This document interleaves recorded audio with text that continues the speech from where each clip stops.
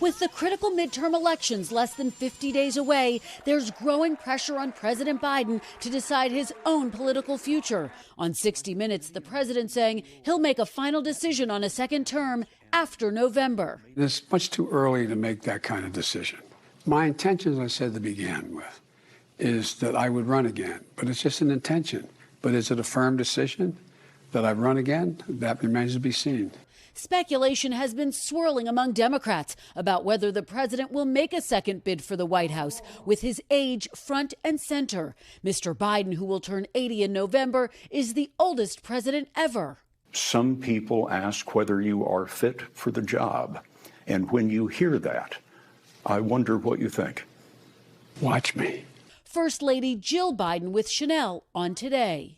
Have you talked about it with him? Not yet, but I'm sure it'll be a discussion.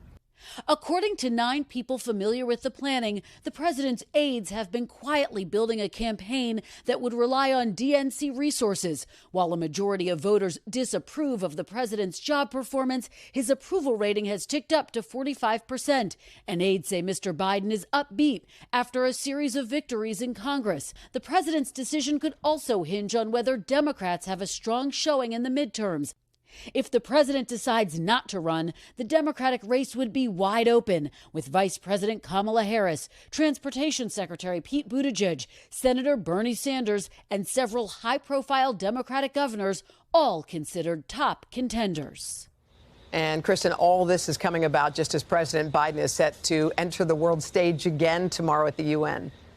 Hoda, that is absolutely right. He's poised to participate in the UN General Assembly. You can expect a focus on Ukraine, climate change, and, of course, the global economy. Inflation is still at a 40-year high here in the U.S., and the president is slated to deliver remarks on Wednesday. That's a day late after he attended the Queen's funeral, where he will stress the importance of unity as America and its allies face all of those global crises that I just mentioned.